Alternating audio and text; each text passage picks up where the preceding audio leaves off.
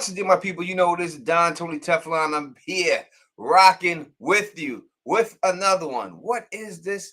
This is the penultimate episode of House of the Dragon, episode 9, pre-game show. Call in. You know the number, 781-990-8509. Leave your comments there. The whole podcast is here. All the usual suspects is here. Phil the Issues guy is here. Bridge 4 is here. Bridge, what's going on?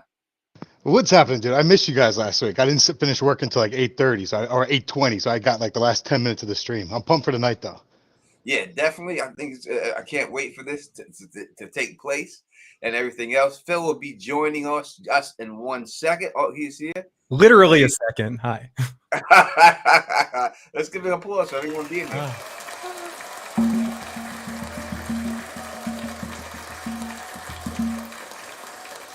I know. I can't believe it. I can't believe we're already at episode 9 of this really incredible season of television. And this is going to be a fun one. And I can't wait to talk more about episode 8, because for me, that was my favorite episode of the entire season. Not that other episodes weren't great. And having seen 9, I love 9. 9's great, but 8 was still my favorite episode of the entire season. So I can't wait to break that down. And it's great to talk to you, awesome dudes. Yeah, this season flew by. I mean, it truly flew by. It really fast. And, it's great to have House of the Dragon back. We waited all these years, but now it's over. Just like and then this is not going to come out for another at least 2 years. There's no way it's coming out next year. So at least we'll have to wait another 2 years. Let's say what up to a couple of people out here rocking with us who show us love all the time. What up to my man Lean C in the building? Look, what up to you? What up to Audrey McCann? What up to you? Why so curious? What's going on? Miss Duncan the Tall, what's going on with you? Thank you for rocking with us. We have a bunch of people here, and you come every week, and we truly appreciate all you people out here who come every week and rock with us and everything else. We truly appreciate it. Mighty healthy, and I'm not taking it for an actual fact, but says they're saying filming is gonna wrap in summer 2023, which means late 2023, early 2024 for the next season. If of course I'm taking a comment in a video as fact right here, but if Mighty Healthy is accurate with his even so, it's just when it comes to special effects, it's going to take some time for these special effects to get done, especially next season's special effects they got to do. There's be so much, you know what I mean? Right now, the special effects we've seen have been some dragons flying overhead and stuff like that. Now you're going to start getting into wars and battles and everything else and big scale stuff next season. So, it's going to be a lot of special effects, a lot more than we have seen so far right now. I know YouTube is it says YouTube is mine. It's cut off right there. He says, I'm not ready for the season. And, I don't think anyone is, but, YouTube's my machine. But it is going to end, and it's going to end really soon, faster than we thought. So let's, before we get into this episode, this is what we've been doing. So we'll keep, in fact, let's just talk about this episode for a little bit. Episode 8. Phil, you said it was your favorite episode. What did you like the most about it? I think the entire thing, especially the dinner scene, or everything from the point where Viserys walked into the room on from that point in the episode. Not that the beginning half wasn't good. I also, as much as I can completely understand some of the credible people making mention of the time skips and of the pacing of the show, I feel like this was episode 8 was the payoff episode for the way that they were pacing things, because it's almost like every time we check back in with Viserys, another part of his body's missing, So we finally get to this episode after not seeing him, and it's such a big shock. Whereas if we saw that gradually, it would just be a different emotional feeling. I feel like this was one of the things that the pacing of the show worked for it, or this is something that worked for the pacing of the show. I thought all the acting from everyone was amazing. The throne scene, with a special mention of Daemon and Viserys, but I also feel, for me anyways, had a little bit of a hair across my ass in the first couple of episodes with new Rhaenyra. This was the episode that Rhaenyra became Rhaenyra to me. And she ripped the part. Not that she wasn't great in other episodes, but this was the episode where I'm like, okay, yes, Yes, she's mine. Bring her, or Rhaenyra's. I like this Rhaenyra. This is awesome. So it was sort of the culmination of a lot of things, Tony, that made this episode the best one for me. I was just super excited by it. It's the one I've watched the most too. I've rewatched it like 4 times. I loved it that much. Bridge, what did you like about episode 8? Yeah, first off, let me just say that I agree with Phil. This is my favorite episode of the season, better than what? This was definitely my favorite episode of the season. I actually reached out to, like, I think it was Miss Duncan the Tall offline. I was like, I cried multiple times. You know, it was definitely like a really emotional, just without getting into spoilers. I guess it's not spoiler. Like everyone knows the dance, a lot of people are going to die. Like a lot of small folk, a lot of highborn, a lot of people are going to die during the dance. It's really tragic. And this episode, it had me in tears just knowing what's in store. It's like, oh my God, it was so beautifully tragic. Actually, you know how Game of Thrones, like their official, or maybe HBO, their official YouTube channel, they do like those podcast things. They, at the end of their podcast thing, they have someone like an actor or director or something. I think they had on the director was Greta Patel or something. She's known for doing, I think, emotional type shows or something like that. She said this is the first time she's been able to do high fantasy, so she got a nice scene with the sword chopping. But yeah, it was funny finding out that the director is known for emotional stuff, because I was literally in tears. So good. Yeah, it was a very, especially, listen, when first off, I mean, I hate to say it because I don't want to jinx the man, but if Paddy Considine doesn't win an Emmy because of this episode right here, then listen, Phil, you know how it is in Better Call Saul. We already got screwed. Yeah, but this is where it becomes conflicted for me, because this will be Better Call Saul's last chance, this Emmys too. They may want to give all the awards to them in their final opportunity, but it's tough. It's going to come down to Bob Odenkirk and him for me. So would he be considered he's not a lead actor? He would be. That's the thing. Is Paddy going to be a lead, or is he going to be supporting? I would think he'd have to be supporting actor. Oh, really? I would think he'd be lead for sure. Lead actor is the lead, but there's so many people in the show. If there's a lead actor in the show, it's Damon. No, see, that's in my head.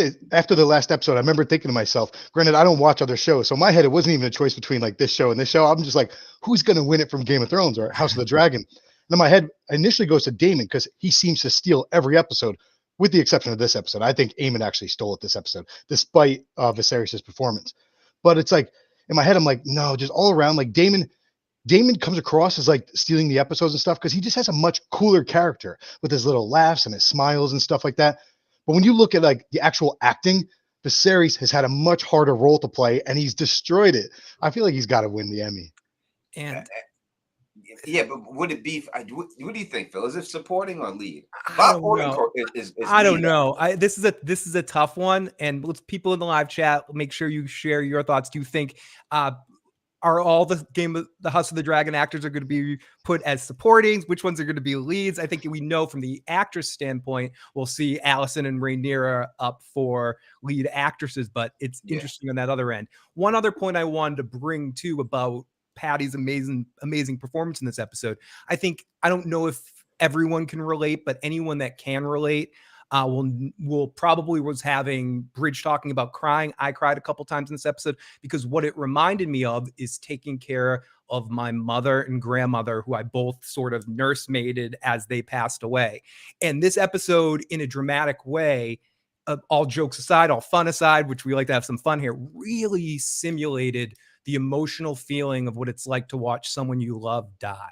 The moans, the screams, the moving, the help carrying them up the stairs, all of those things were so incredibly accurate in its depiction in the show, and filled you with that dread, that sense, that especially in the scenes with Rhaenyra, and that's what kind of won it over for Emma with me, was those scenes when she's begging to her father. You beg to your family members, like they can hear you. And there was a lot of fantasy, a different kind of fantasy lived on this. Viserys getting what he needed at that dinner table. Most families don't really get that. Rhaenyra begging the family member that's lost all their faculties to give you one more moment of defense, and she got that too. So that's part of the reason why I was crying in it, Tony, and I got emotional, just because I could relate to the actual situation. But to your question about the leader I'm not sure. What do people in the live chat think? Some people are saying lead, but most people are saying support. Yeah, I've never actually watched an Emmy, so I don't know why I have an opinion. But in my head, I don't know, lead actor. Yeah, I just think that it's hard because there's so many characters. Like Peter Dinklage, I think won for lead actor, but I think you can consider Tyrion a lead in that show because I think it may be how many episodes you're in. Maybe I'm not sure exactly how it goes. You know what I mean? That is just what's go. Antoine, thank you for the donation. He says Phil and Tony play my part 2 of my message. We'll see if we can get you part 2 of your message. Anyone who does want your thing called, 781-990-8509 is the number to call. Please, we want to hear from you. What was your favorite part of last week's episode? Do you think Paddy Constantine deserves to win an Emmy for his performance? Also, I have to say the visual effects may have to win something here. His makeup was amazing. I mean, without the eye, without his cheek, you could see the tendons. Oh, that was gross. There's a hole in my eye. It was done very well. What did you think about the actual when he pulled off the mask? And the reason why he did, I'm going to say this before. Let me say this.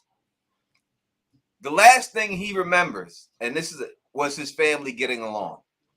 Yeah. He didn't see all the drama that happened after because he's seen his daughter dancing with Rhaenyra's son. That's what he's seen. He's seen everyone sitting there, Rhaenyra and Alicent getting along, and them talking, and Daemon them eating dinner and laughing. And then that's when he gets carted off. After that, he has problems again. But I just like the fact that the last thing he's seen is what he truly wanted. And that's just his family to finally get along. And he got to see that moment right before he died. Yeah. I threw something in the video where it was so when he was having a conversation with Lord Lionel Lord Lionel Strong earlier in the season, they're having a conversation. And he's talking about like, man, I wish there was like a war. I would have been forged in the crucible. Maybe I'd be a better man. I'd be remembered.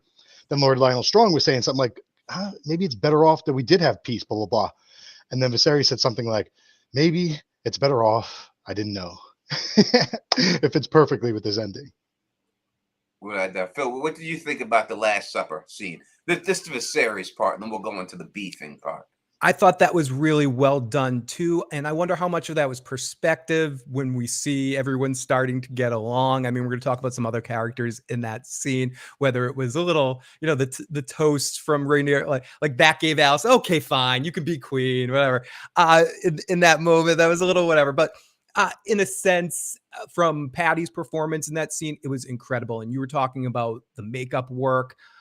When you in just a half a scene do better than 5 seasons of The Walking Dead in showing something like that, and they're supposed to be the big the big makeup masters. This was incredible. Really, you almost expected to see a little worm climb out of it or a rat get some cheese in his eyeball. That was a big hole. That was a big. There's a hole in your eye, dear Viserys. It was sick and uncomfortable, and I thought done extremely well. As much as we've talked weeks and months or however long it's been when he started looking like the Crypt Keeper, they keep evolving it. Like the Crypt Keeper, he looks like on the wedding day, on his wedding day, he looked like the Crypt Keeper. I mean, that's a compliment by the end. The Crypt Keeper had 2 eyes at least, for Pete's sake. Yeah. In regards to this message, excuse me, at the end of your chat, you know how you guys always throw out something at the end of your stream? Yeah. Right? Last week, I threw out something in the chat since I was able to join the last 10 minutes. I threw out to everyone, I go, there's not going to be a time jump, but keep your eyes out for a jump. And I was referring to the dance. Did you see how Helena and Jace, they were like, boop, boop, yeah, boop, dances, jumping back and forth. It was great. It just shows you that, how it should have been. Exactly. Right? But obviously that doesn't make for a good show. Mm-hmm. So they have to be drawn. But how it should have been. Like they should have been a family just like that. And just, to me, it just made me, it just be happy to love your family, man. Because that's all that really matters in this world. And that's what he was trying to put forth. Like, man, all I did was love you people. Can't you love each other? Yeah. And it shows like I say in my family, like my grandfather passed away. He died of colon cancer. and he faded away, and we seen him fade away. And I'll tell you for a fact, when he died, my family has never been the same. Like, no, it's all, everything's been different. We used to always get together. We used to do a lot of things together. When he died, all that stuff. And just seeing like he was the glue and everyone that held all of us together.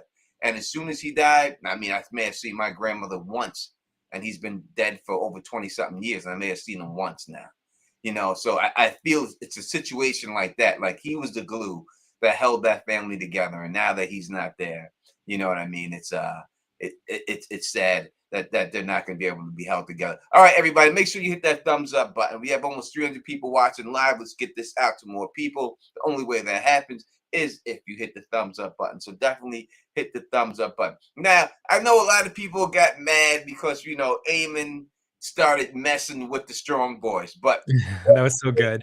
they fucked with him first, all right? Because they put the pig in front of him and they laughed. Yeah. Right. And once they laughed at that pig in front of him, he knew what they were laughing about.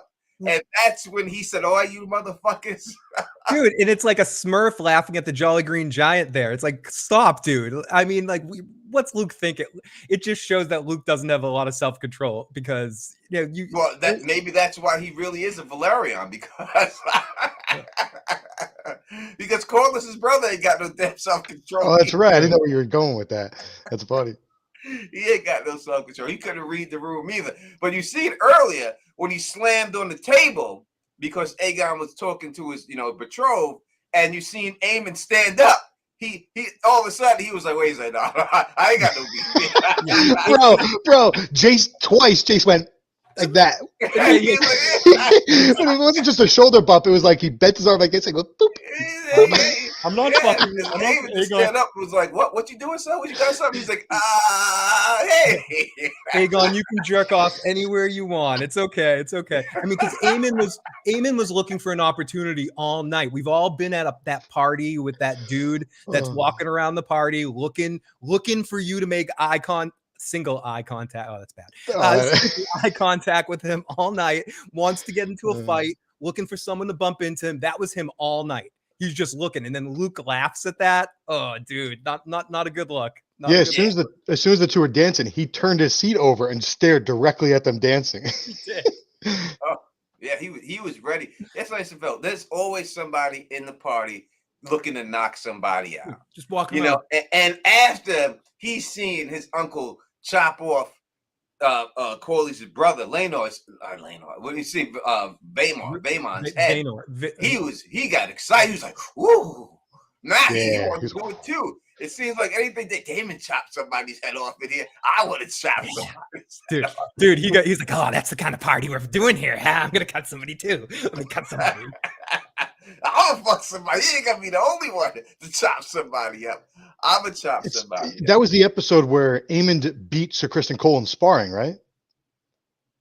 Huh? Aemon beat Sir Criston Cole in sparring in that episode, right? Yeah. So it's like he's come a really long way since we last seen him. So he doesn't have too many people to look up to in terms of like warrior status. So when he sees Daemon, he's pumped. Oh yeah, and he, you know, you can look at the way he looks. I mean, he's trying to make his look like his uncle. He's wearing his hair like him. You know, he idolizes him, and you know, and you could tell that, you know, he wants. I love Daemon's look at him too when he just turns his head, goes, exactly. No problem. Going back to you saying like maybe Daemon would get the Emmy, right? I'm like, I hear you, because it's just the little things he does so great. I don't know if I said Matt Damon earlier. People were laughing in the chat, but the way he just walked up, it's just his body language. The dude is a brilliant actor. It was perfect. Yeah, I don't know if Daemon would win. I don't see him beat, because if he's lead actor and he's going up against Bob Odenkirk, that's it. It's done. You can't say he played Daemon better than Odenkirk played Saul this season. I couldn't see that happen. But listen, Carol Burnett may get something too. So it's a dice. As for the women actors in this show, I don't know. I don't know if any of them. You think any of them deserve to win an Emmy from their performance this season? I don't know if they were given enough to really, you know what I'm saying? Given enough to say that. Viserys was from episode 1 all the way to episode 8. These actors only coming in halfway through. Damon was in there from episode 1 to episode, most likely episode 10. So these other women actors, I don't think they have enough a period to get it. And that would be my only reason why I don't think they would get it. I love people in the live chat giving Millie her love. I think if anyone from it would be Olivia Cook as Allison that I would nominate for, because I think she's just been destroying it since she's taken over the part. But I agree, it's there. I think that's seasons yet to come that we'll see that. I think the man from this season to win an award is Patty. Yeah, because it's the small things, right? Like when he delivered that last line in the speech, it was like, I'm not going to do it like him, but if not for the sake of the crown, that for the sake of this old man who loves you dearly, but just the way his voice changes and cracks, it's like, it's brilliant. It's like, I said in the beginning when we were talking about actors, like who's done good, I always said, like, I'm surprised that Millie Alcock is so good because I've never seen her and she's young. I expected all the older actors to be good because, like Rainey's has been on Broadway or stuff like that. Like I've seen Paddy Considine on The Outsider and he was good. He's a solid actor. I did not realize he was this good. The dude is spectacular. This role, he elevated from reading the books and reading about this character. I had nothing for this character. I had never felt any way for him.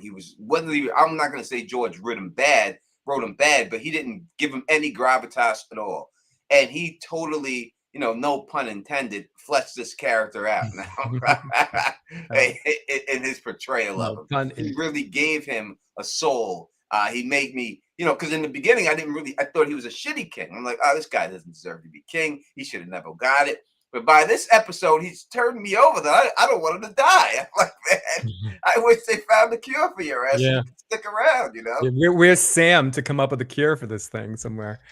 Yeah, I sort of live in a bubble, like I always say, so I don't read like articles and that kind of things. But one of the things I did hear pre-season was George R. Martin saying that Paddy Considine brings his character to life in a way that's just much more impressive than the character that I wrote.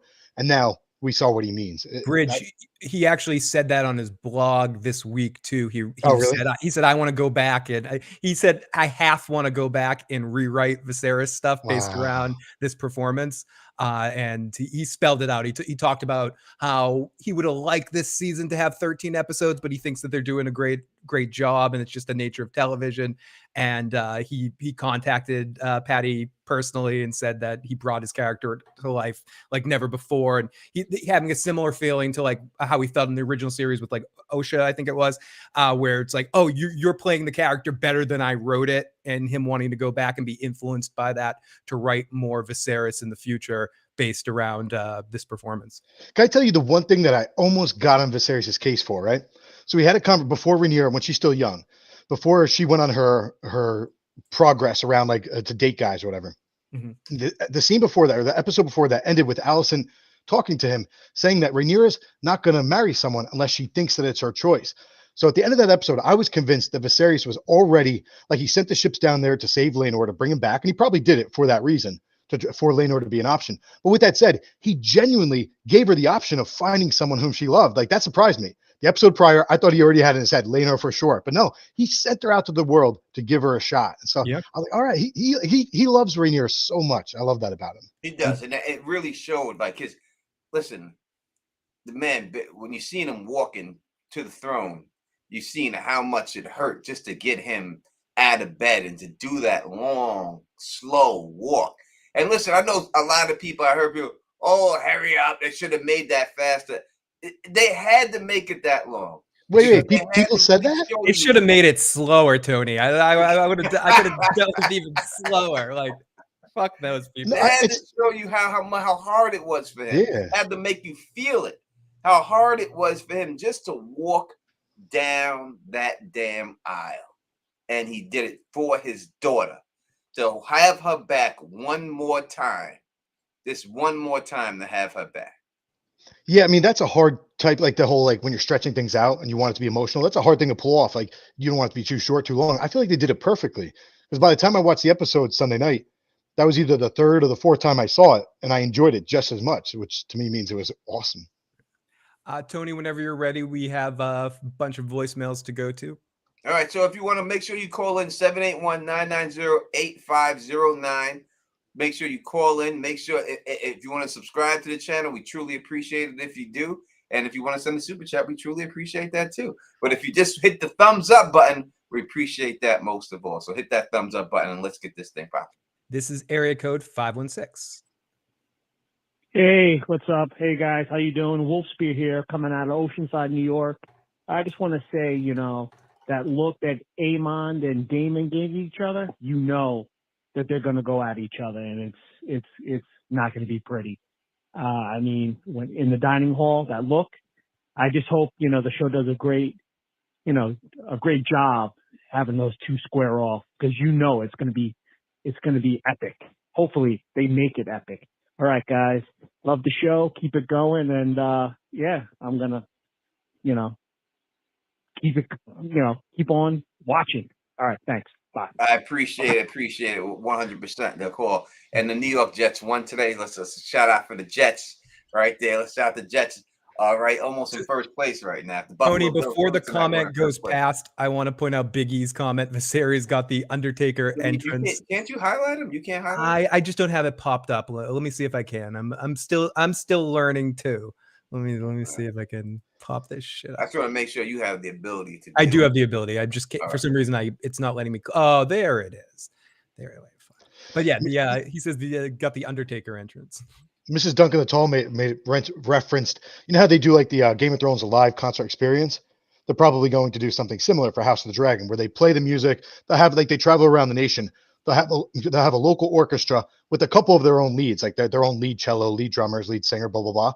But if anyone hasn't gone to those, I highly recommend them. They're really, really good. Yeah, they're a lot of fun. I went to the Game of Thrones one and a Star Trek one, which was really, really cool too. But yeah, they definitely are. They are setting up an epic battle between those two without a shadow of a doubt. We see it coming, and I can't wait to get to it, because we didn't get that, and I'll be honest, in Game of Thrones, because they set up the Night King Jon Snow fight, the whole series, and when it came down to it, they did not give us a Night King Jon Snow fight. We wanted to see that sword fight from the beginning. That's what it was all about. And they did not give us that sword fight. And they better not, and I don't think they will, pull that bullshit here with Aemon and Daemon, because it would ruin everything. See, I never interpreted Jon Snow as, because I just think like he can't beat the Night King. I never envisioned him fighting the Night King. But they did give us Sandor versus Gregor, so they did deliver in one of those fights. Well, all right. I don't think they did. I thought that fight sucked. I thought that fight was terrible. I didn't like that fight at all. I didn't like the ending, them just jumping into the fire and charging or anything like that. But they made the Mountain more formidable than the Night King. Yeah, he was a bigger threat than the Night King, and that's not what it's supposed to be. The Night King is supposed to be the real big threat and everything. Or say Minty Maelstrom says anything longer than 20 seconds is too long. I don't know. I can't agree with that.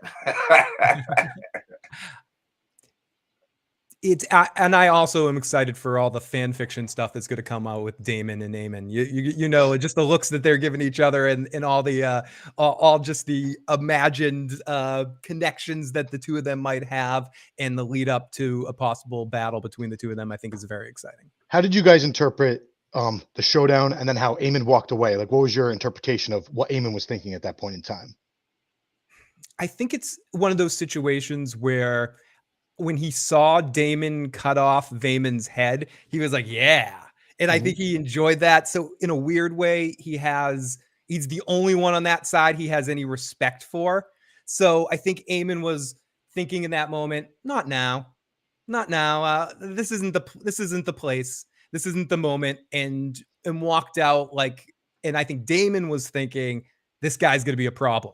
Like, he saw him, he turned his head to see himself for a second, and then he goes, this guy's going to be a problem. And especially with the dragon situation that this dude's riding, I think that also is something no one's really talking about. And I think that gives him some of that cocky attitude, and he seems to be the best fighter of the generation of the kids, of all of those kids. Yeah, and listen, and I'm sure he's jealous that he doesn't have a Valyrian steel sword of his own. I'm sure that makes him jealous that he sees that Daemon has that dark sister and he doesn't have one. And he's not going to get one because his brother is going to be king and he's going to not get Blackfyre. So he's the fighter who doesn't get the sword. You know what I mean? the best fighter. It's the guy who probably should be the one that should be groomed to be on the throne. But in the end, he's just the second son. And I think that fuels him and in some of his hatred and drives him to be the person that he is. Tony, whenever you're ready, we got. We'll go to our next voicemail. This is area code 302. Yeah, hi. This is Chris, the bastard of Woodmill. I'd just like to say my favorite scene was when Eamon and Damon had a little stare down after the fight at the dinner, where Damon knew, he looked at Eamon and they kind of looked at each other and they knew they're going to get it on at some point. So that's my favorite part. Okay, so Bridge was asking us what we all thought. Tony, what did you think was going on in that moment?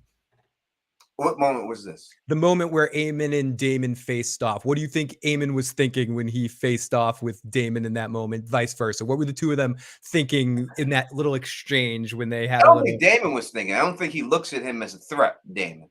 I don't know. There would be no reason for him. He doesn't see him train. He hasn't seen what type of fighter he is. Mm-hmm. And I think that this guy's looking at, it could be a Carlitos Way situation. Benny Blanco from the Bronx. Yeah, Benny Blanco from the Bronx situation where Carlito didn't realize that he was looking at a younger version of himself. And this is the same thing. I don't think Damon realizes that he's actually looking at a younger version of himself right there. So that's the way I would look at it. Benny Blanco from the Bronx. The situation is different, but Jaime Lannister in the books, at least, he has thoughts about the Renly's boyfriend. What was his name? Drawing a blank here. Highgarden. Loras Tyrell.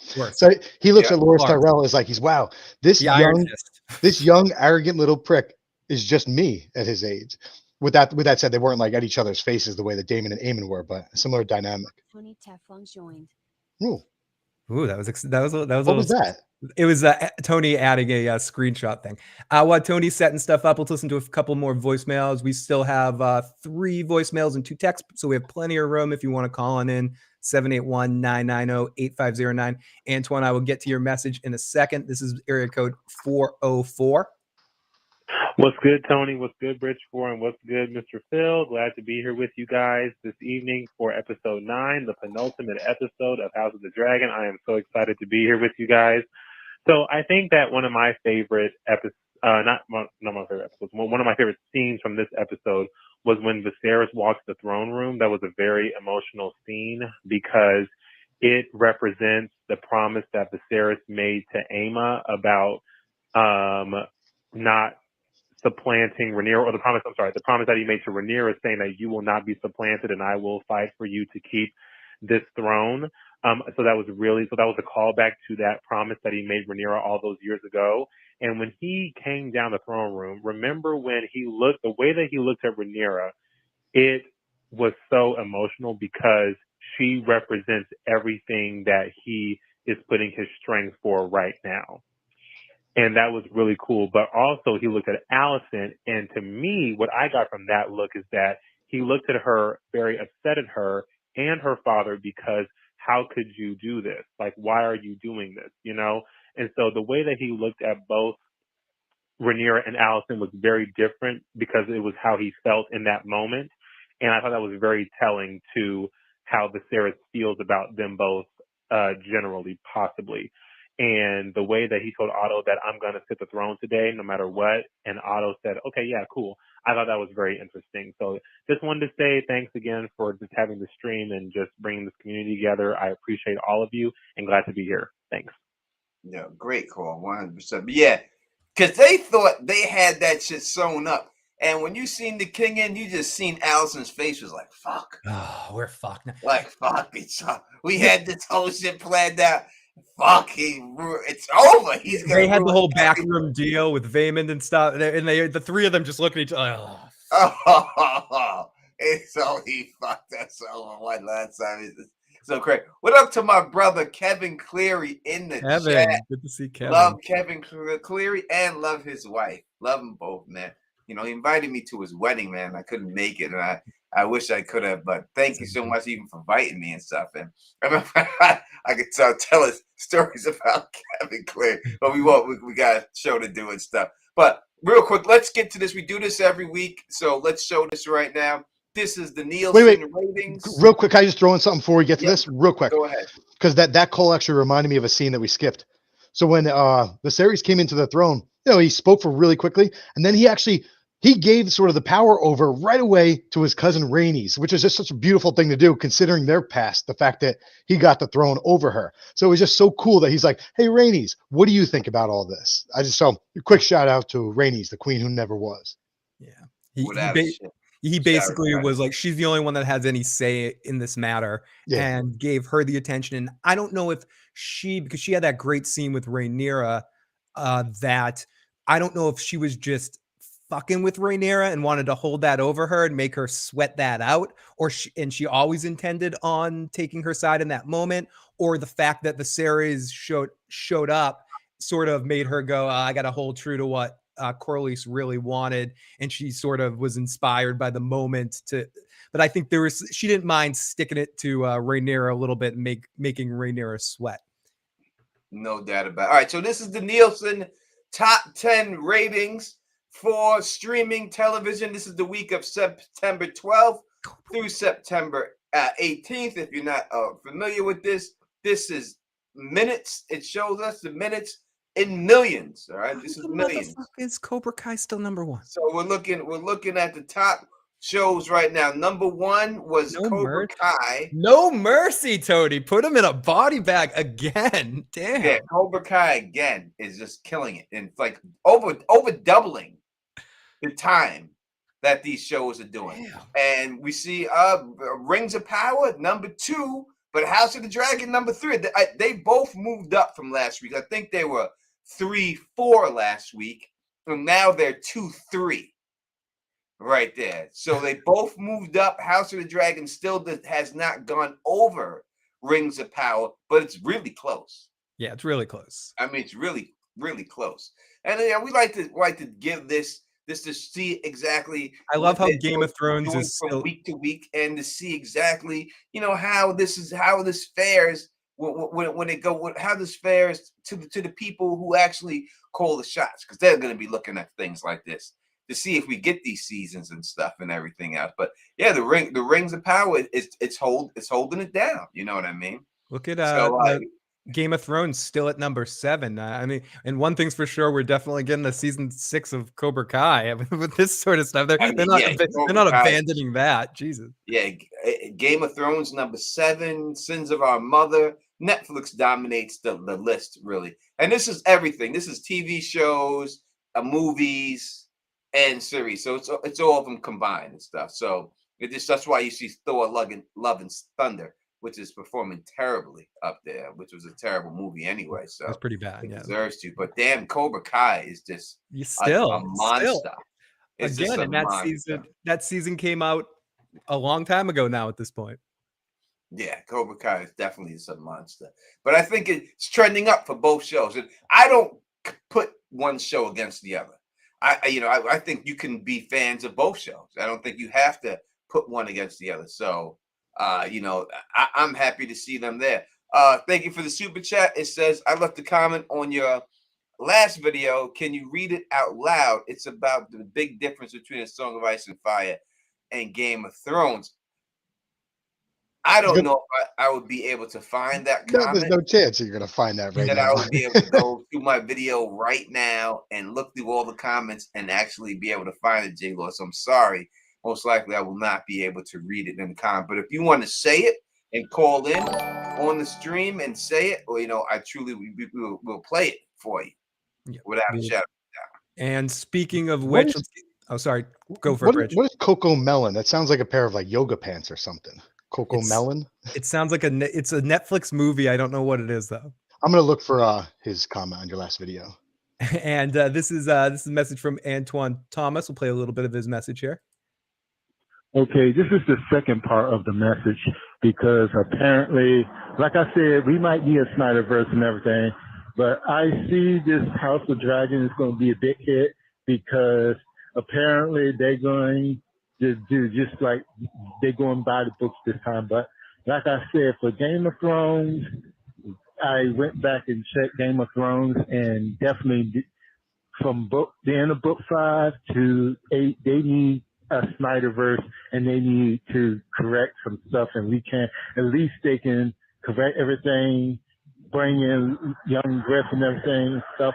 But yeah, and So basically, to go on that, do you think that House of the Dragon is doing enough to repair what happened to people with Game of Thrones season 8, and can this be a jump off point to fix some of those mistakes and make people feel better about that end? Can they do anything in these series like the Snow series possibly, or Dunk and Egg even, that which are closer in time, obviously one right after and one close with at least some crossover characters? Can they do enough to make people forget about the crappy ending? No.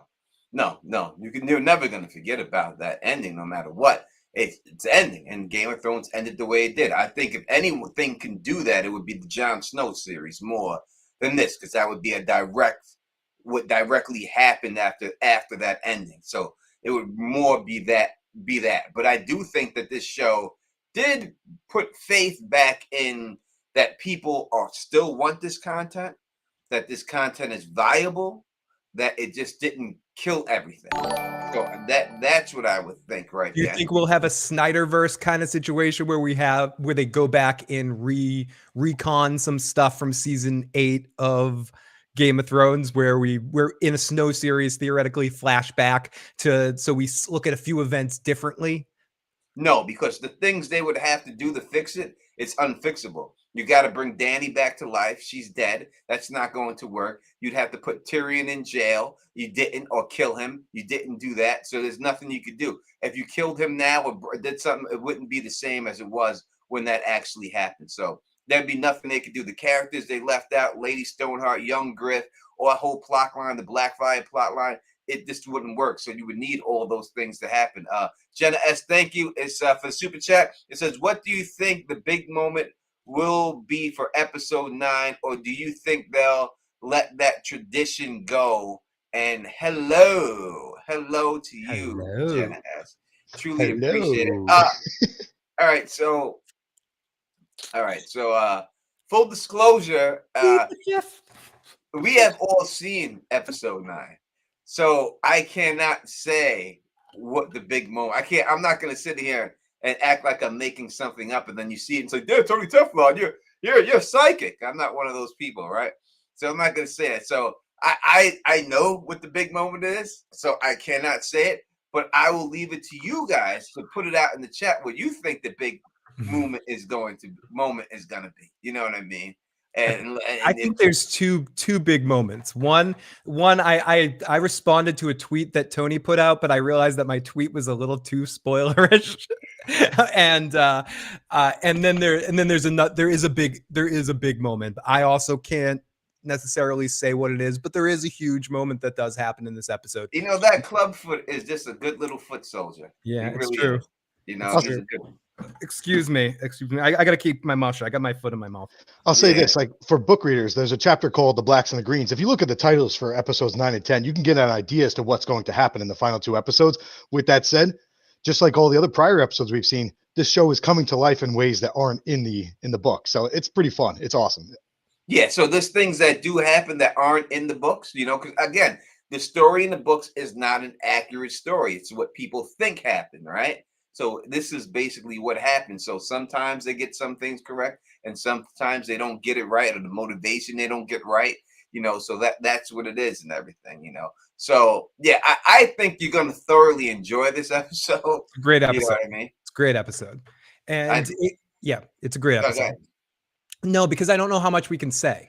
so You can't say anything.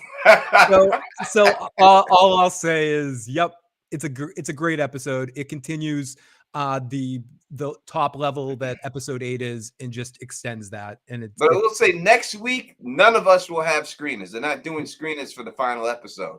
So Yeah, what's up with nobody- that? That sucks, man. Excuse my language. That sucks. Well, we can talk about that off air, but yes. Yeah, so nobody is going to see we're all going to see the final episode together next week. So next week's stream, we can speculate everything. It'll all be straight speculation. I had forgotten that we're not going to see it, right? Like 30 minutes ago, Miss Duncan the Tall hit me up and she reminded me. I was like, oh. Yeah, no, we're not getting him. We won't get the screens for the final episode, but that's what Jackie sees. I wish there was no screeners to begin with. Jetta S, thank you for the super chat. You're just so marvelous. We love you. It says, but confirms they keep the traditions. All right. So the tradition is that the big episode is episode 9, like the big, and then in Game of Thrones, and then episode 10, it usually is a wrap up. Like they would put all the big battles, the Battle of the Bastards, Battle of Blackwater, all that stuff happened in episode 9. So is that the tradition? Are they doing that? I would say, to me, no. No, I would say this show has set itself apart in the pacing, in the timing of the way it tells its stories, and it doesn't hold to all the same conventions of the original Game of Thrones series. But I will say there are some big moments in this episode, and it's another great episode. Yeah, I mean, it's structurally different, but I feel like because of the time jumps, what they've allowed is like almost every episode has been in episode 9 in a way. They've all ended with some crazy type event every single episode, and that does continue. And on to another voicemail. This is area code 717. Hi, man. This is Steve calling from Pennsylvania. Bro, I can't even believe you're a Jets fan, Tony. This is horrible, bro. Yeah, I'm so disappointed. But Stop. Sorry, Tony. Wait a second. Number one, I'm from Queens, New York. All right. And when you're from Queens, New York, you're a Jets fan. That's the rules in life. That's what it is. You're a Jets fan when you live in Queens. The Jets played in Shea Stadium in Queens. This is what it is. I'm from Queens. I'm repping my hood. So, that's what it is. And as for badness, we're 4-2. We're almost in first place. I have to check my phone and see what's going on in that Buffalo game. But no matter what, we're in second place. And that's it. So just know I'm not one of these guys who got cheer for a different state. I only cheer for my state, New York, and that's it. And I cheer for my borough, Queens, people, and that's what it is. All right, so go ahead. Aren't they the New Jersey Jets, though? They're not the New Jersey Jets. I told you they played in Queens. I told you they played in Queens, man. Thank you, Edward Martin. Raiders, baby. Okay, who are the crap shit in the bed this year, Edward? Okay, let's continue. Oh, they are the New York back Jets. to the show, man. I'm so conflicted because I understand that the books were based on third-party descriptions of what happened, and now what we're seeing in the show is supposed to be the actual truth of what happened. And based on the truth, I mean, we saw it and we could understand it, but I can't knock Allison for feeling the way she felt, feeling like he was talking about their son. There's no reason she would just assume he was talking about his daughter or his former wife. No reason whatsoever. I mean, that's human nature. You're going to think that someone's talking to you about you and what's yours. So that's my thought on it. Hope y'all have a good one, man. Y'all need to have some of y'all viewers join y'all for that episode 10 finale. Y'all have a good one, man. We can try to do live call-ins. I can set it up. I was able to get Anna live last week on my show. So maybe on the finale, we can take a couple select live call-ins. Yeah, we'll do some live call-ins. And maybe after the season's over, we'll let people join us on stream. And we'll bring in people one at a time, maybe to make a comment and then leave or something like that. Maybe we could do something like that for them. But yeah, we'll experiment with. I'll put the ringer on and see if we can talk to you guys live and at some point in our season finale lead up. And this is a very quick message. Someone just wanted to say to us, "Hello." That's it. And this is area code 651. Yeah, what's up, Phil and Tony? Just calling in to ask what your opinion is regarding whether we will actually see Mushroom in the show. I know there was some rumors about that at one point, and a lot of people speculated that it would actually appear as a character. Do you think we'll get him this season, or if not, will we get him in future seasons, or have they just kind of removed him from the show and he's just being used in the books as a narrative device? Just curious. Thanks, guys. So, what do you guys think? Will we ever see a mushroom? Yeah, like we have already seen him. He was the guy playing the bongos at Yeah, the the bongo at the guy with feast. And in the chat, the live chat, people who read the articles and stuff, I think they said that one of the directors or showrunners confirmed that that was Mushroom. So he's been in the show already. Yeah, go ahead. I was just gonna say before we get past what the other caller thought, I'd love to get Tony your thoughts and Bridge too about Allison in the misinterpretation of what she heard about from Viserys. Do you think that made sense? Do you think, Tony, do you think that added any understanding to Allison's perspective moving forward? Or did you not like that for whatever reason? I don't like it. I don't like it because it gives her a way to justify what she's doing. And I don't think she deserves to justify what she's doing. And I think that it just should be, she's greedy. And that's just it. If her justification was that she's afraid that her children would get killed, then yes. But her hearing them say this, that he wanted her son to sit the Iron Throne, is just not, it gives her a way out to try to make her not look as bad. And I don't like that. Now, how many people will actually buy it or believe her that this is actually what it is, it remains to be seen, that she starts spreading this rumor that she heard it. But to me, it shouldn't have been done because she shouldn't have that out. I wouldn't want to give her that out. Bridge 4, respond. Yeah, personally, I loved it. First of all, just because it adds to like giving her that way out, it just makes what she does, like we don't have to hate her going. Well, a lot of people already hate her, but we don't have to hate her going forward because she has a reason. Whatever. I just want to remind everyone that like the whole realm thinks that Rhaenyra and Daemon killed Laenor. So like they have a valid reason to be scared of Rhaenyra and Daemon. Well, I think you think the whole realm thinks that. I mean, even Rhaenys thought it. Then they had that conversation, and I think at the end of the conversation, Rhaenyra looked her in the face and said she wasn't part of it. So I think Rhaenys potentially at this point thinks Why that not maybe tell Rhaenys the truth, though? You know, what does that do, her not knowing?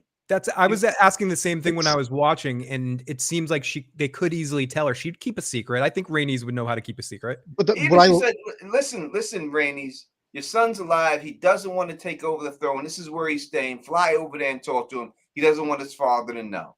I think she would keep the secret from her husband. Yeah, the way I looked at it, though, I see what you're saying, but the way I looked at it is like, that's Laenor's secret. That's not Rhaenys' secret to give out. So she's just respecting Laenor by keeping it. Yeah, but she came up with the plan with Daemon. And he agreed to it. He got the hell out.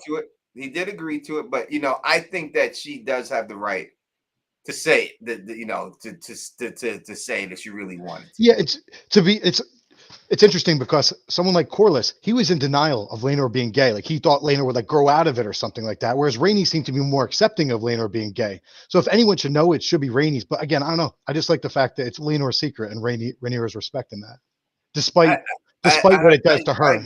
I agree that that's definitely could be the way it goes, without a doubt. But it's hard to do that, to let her think 2 of her kids just died. Do you guys think that they'll ever tell Rhaenys later on in the series about this, or do you think that will always remain a secret? Do you think we'll see him again later in the story? If need be, I could see it.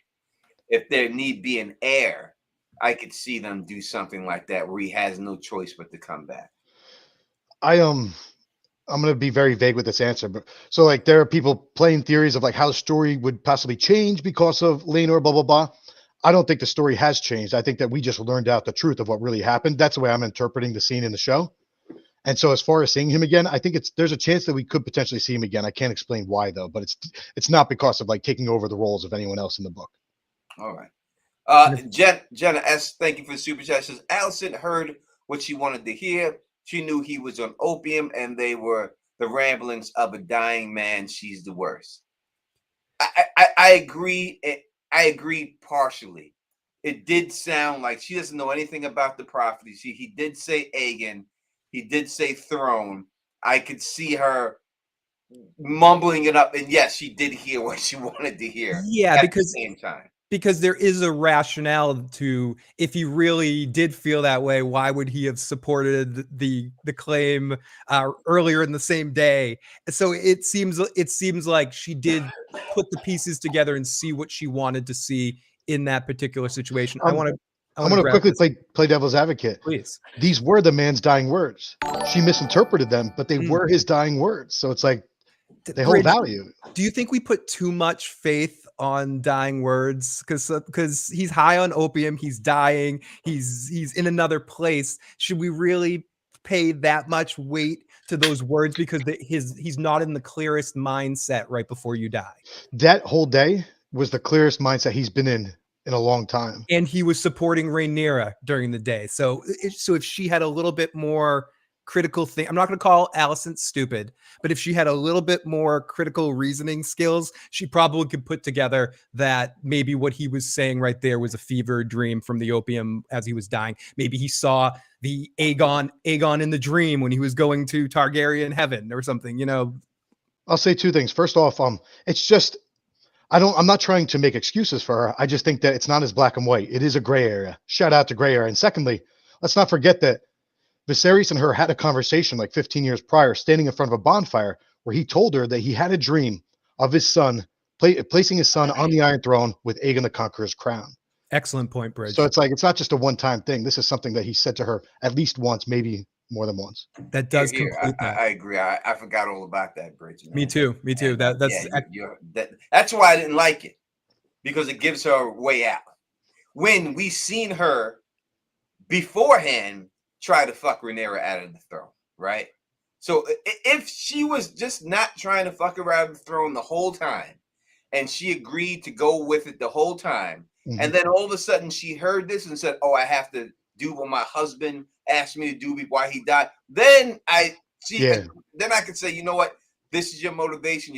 You heard it wrong, but this is what it is. But no, you were scheming with your father, trying to fuck her out of the whole thing, give Driftmark away, and make her kids declared bastards in front of court so that you could get her off the throne. So that is the reason why I don't. Alexandra Wilson, thank you for the super chat. It says, Grace Randolph thought that Viserys was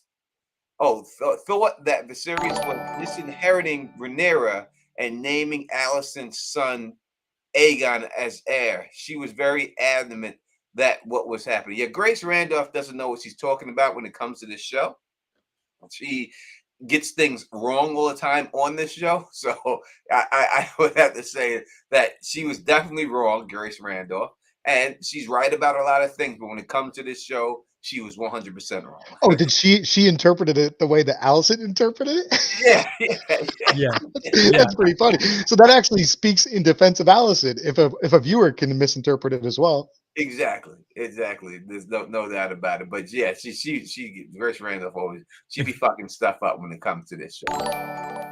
Let me get to these super chats before we get to it. Remember, make sure you call. The number's up on this call. 781-990-8509. We do have another voicemail to get to after. I think we got Jenna's, who said he was off the drugs all day and took a big nosedive before bed and said herself, if he wasn't himself earlier, she's just the worst. She's the worst. Yeah, we got Steve. His super chat, he says she didn't want to see it from the other side. She didn't want to see it from the other side. We're all self-focused. I agree. We all always see life through the lenses of our situations. We're the hero. Everyone's their own hero in their movie. You know, in the movie of your life, you're the protagonist. You're always seeing things from your perspective. So yeah. And a villain is Tony, this is area code. Are we ready for another voicemail? This is area code 8. So, and a villain is just a hero from the other side. Yeah, absolutely. I think a show that does that excellently is the very first season of Netflix Daredevil. And I know Daredevil might get a reboot and it might not be the same thing, but it's on Disney Plus now. The first season of Daredevil and the third season where they set up the parallels between the Kingpin and Daredevil from where you're looking at it. Both of them look at each other as the hero. I mean, obviously the Kingpin's the enemy, but it's true. Anyways, here we go. This is area code 857. Bridge, Phil, Tony, what's going on? My name is Jalen. I call in every other week. Just wanted to say I'm glad to see you guys still streaming. And yeah, I just can't wait for the next episode. The only thing that's sad about this is that we're going to have to wait a long time for the next season to come out. It sucks being a watcher while watching, like live, because I did watch Game of Thrones 1 to 7, and I waited for season 8. But you know what? I read the source material. I know it's coming, and I can't wait for more Amon and Damon. Their acting without talking is just really good. And I read the source material. I know it's gonna happen, and they really still like have my heart thumping the whole time. Especially Amon, the last episode. So can't wait for more of him since this is a Green's short episode. Yeah, Skater Man, that'd be easy. Yeah, it's gonna suck waiting. It really is. But in all honesty, I'm saying this is what shows if you how much you're into it, because us YouTubers will be here through the long night. We'll be here making videos, doing live streams on these topics as long as it's viable. Like I'm be honest, I'll do it and I'll love to do it as long as people are watching. But once people stop watching, I can't do it anymore. Yeah, I got a couple of messages about people asking if we're going to do what ifs again. And yeah, I mean, if people are watching, we'll do them. Yeah, we'll do the what ifs if people want to see the what ifs. I enjoyed the what ifs. I think it's some of the funnest times I had and everything. So we do that anytime we can do it. You know what I mean? As long as people watch, we're willing to do it. It comes down. It's up to you. It's up to you, people. The show ends, and so is your time, and you move on, and that's what it is. And we see you when the show starts in 2 years, then we'll see you in 2 years and everything. But it all comes down to if y'all are watching or not. Now, I don't want to abandon our texters. We got 2 voicemails in the can right now, but let me get to our couple of texts that we have. We got Cece, who is texting you because you boys make me nervous. A debt was paid, an eye for an eye. Viserys was missing the right eye, and most of the decay was on the side where the Greens were sitting down. On the other side, he was missing a hand. A symbolic nod to the hand that Damon should have been. Thanks, friends. Awesome text. That's a great text. That is a really good text. And we shouldn't make you nervous. Call on in anytime. Yeah, why would you be nervous? You've been on streams with us. I'm gonna say I did not like that text. Just shout out to Cece. Let's get the super chat real quick right here from what's the name of Girl Tamia? Girl Tamia. Tony, brother, it's the voice for me. Then you start needing out. You are killing us out here. But for real, what's your man's looking swole in the corner? What? I don't understand. I'll try to. Tony, brother, it's the voice for me. Then you start nerding out. I think she was trying to say you're killing us out here, heart. But for real, what your man's looking swole in the corner? Just kidding. Love your streams. Keep it sexy. I think she's just saying you look big. I don't think I think she's talking about Bridges looking swole up in the corner. Oh, but man, Bridges it is swole. Bridges swole up. You don't know that 350-pound bench presser. I've lost a lot of weight, and I'm about the same weight, but in a different structure. It's not good. Not good at all. Oh, she's saying Kevin's fine. Okay. I truly appreciate it. Thank you for enjoying my voice and stuff like that. I've gotten teased for it my whole life. So Bridge was looking swell. Okay. And perfect. Crystal Rogers just subscribed. Thank you. Welcome to the family, Crystal Rogers, for subscribing. Truly appreciate it. Ooh, Tony. We got over 500 people watching. Make sure you hit that thumbs up for your boys out here. We're here every week, and make sure you become a member. If you do, you get all great emojis, such as the Bridge 4 emoji, the Fill the Issues guy emoji. Every person from the Direwolf City podcast, and we get to the next level, then we can make a Red Lipstick Club emoji. We really want to do that and get that one out there. So make sure you become a member. And even if you don't want to become a member, you can also gift memberships to other people. So make sure that you can just give someone a membership and make them a member. So you can do all that good stuff. So definitely do that, and make sure you hit them thumbs up and everything like that. How do you become a member? You just go on my main page, the home page of Teflon TV, and there's be a member button right there. And you just click that button right there, and that's how you become a member. And put those emojis out there for Aura, Gray Area, Nim was up in here. Alicia was up in here. We got emojis for all of them in there. The Don Tony Teflon, Elamar emojis, all that. So definitely do that, and so you can get all those emojis and stuff like that. Before we get to our voicemails, let's get this super chat up. I'll put it up. It is from Brian that says the Strong Boys are bastards, but they seem to fit for the throne more than Alicent's kids. Also, I know a lot of people don't like Alicent, but I see Otto as the villain of the story. I'd play a song, but it's got a bad word in it. I don't want to do that to Bridge, but F Otto, man, like F that dude. I agree.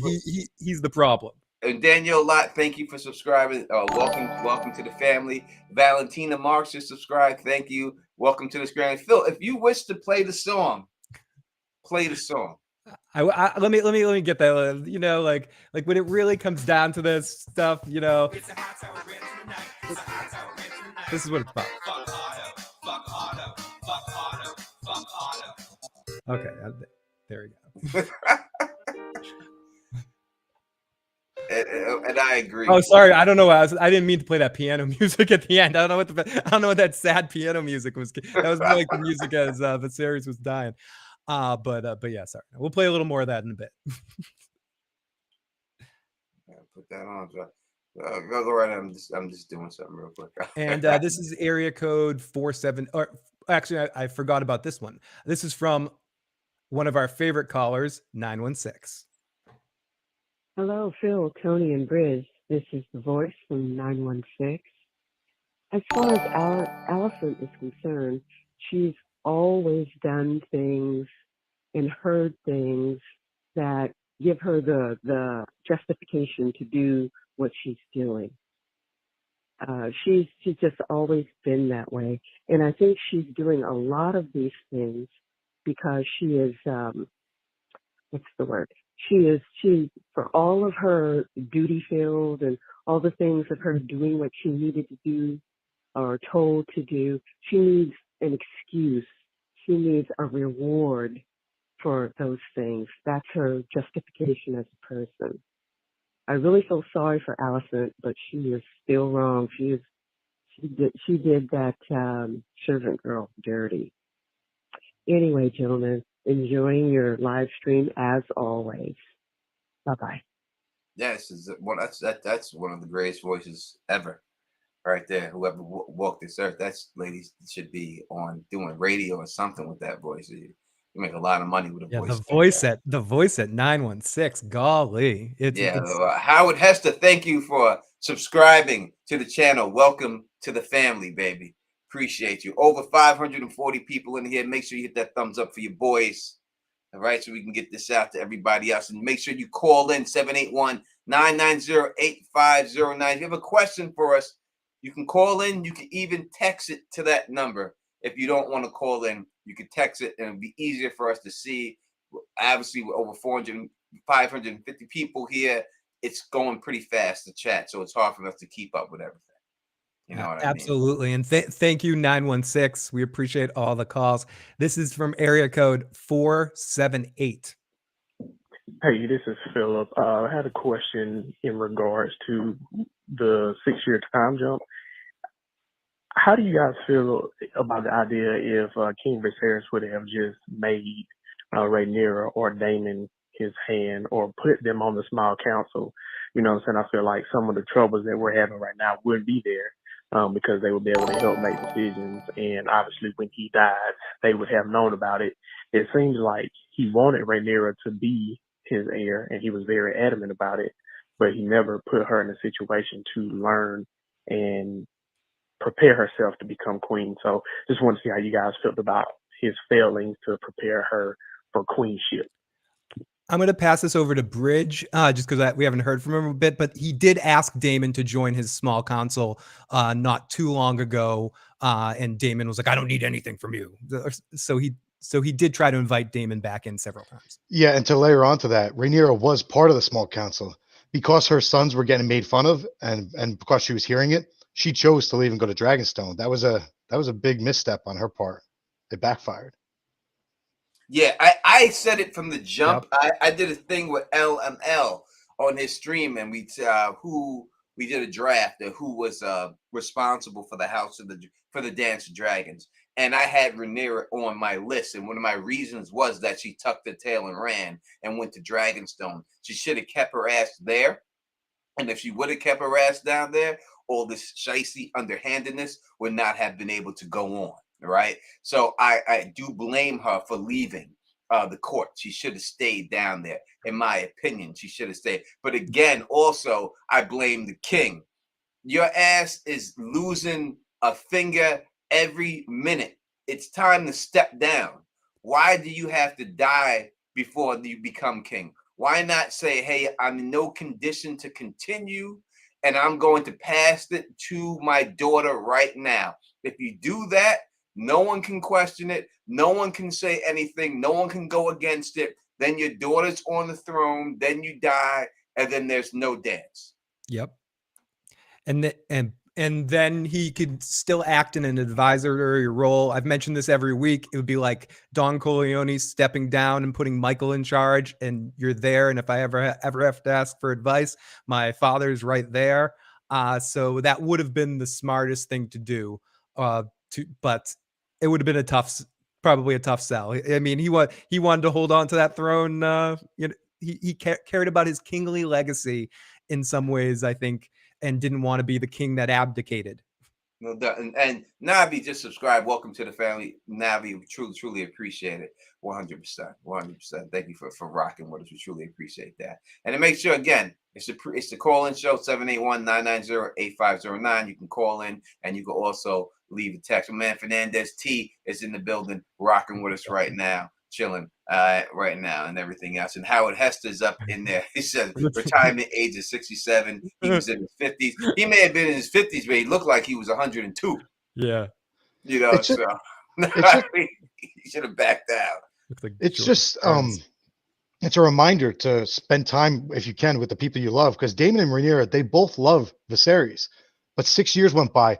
They're literally a hop, skip, or a little fly away. Like they could fly over there in one little flight. 6 years went by without them seeing him. So they were so surprised to see how much it changed. I don't know. The blame's sort of on them. They didn't go over there. They were too busy just having kids. Yeah, Bridge. And now, was she pregnant this last episode? I think I didn't notice it, but then I read some stuff afterwards that said she was. She was 100% pregnant. And one of the first scenes when she walked in and there was who was on the board? It was Joffrey was on the ground. Jace was practicing Valyrian. She was pregnant at that point because she touched her belly. Actually, and then when Daemon came up to her, he put his hands on her belly. Okay. I totally missed that. Yeah. This is area code 438. Oh, I'm sorry. I think I was. Yeah. Sorry. Keep going. What's good, fellas? It's your Unc D from the studio in Montreal. Just wanted to reach out, tell you thanks again for doing such a great job. Quick question: as a non-book reader, isn't it safe to say that once the Blade is produced by Team Black and put in the fire for it to be read, that the truth will be heard and it'll stand up and there'll be no questions asked? Just your thoughts. Unless there's spoilers in your answer, I'd be curious to know your opinion. Okay, great. Thanks, guys. Talk to you soon. Will that come into play? Will the One Ring dagger thing come into play during the dance? Thank you. Welcome. So that is a thing that was added for the show. All right. They didn't have that in the books. There's nothing in there. There's no dagger in the books. Nothing. They added that for show continuity, they said, right? They wanted to bring something from Game of Thrones into the show that fans would recognize. So if it does, it does. I can't say anything about it. I don't know if I've seen anything or I didn't, but I would just say that if it does, it's nothing that's from the books that would make it come into play in any way. That would be my call on that. Thank you for the super chat. It says, okay, for real, not sure you will answer, but given the prophecy, do you still think it was a bad move to legitimize the Blackfires? Bridge 4, was it a bad move to legitimize the Blackfires? I mean, the way things unfold, it turns out, yeah, it's a bad move. But ultimately, like, I just hate the fact that all of Westeros, whether it's the North who believe in the old gods, as well as the South who believe in the Seven, or people who are atheists in the world, all of them there's just sort of this culture that bastards are treasonous by nature. I said this on the past stream or 2 streams ago. Like, even Jon Snow himself doubts himself because he's so accustomed to the idea that bastards are treasonous by nature. It's such a dirty concept.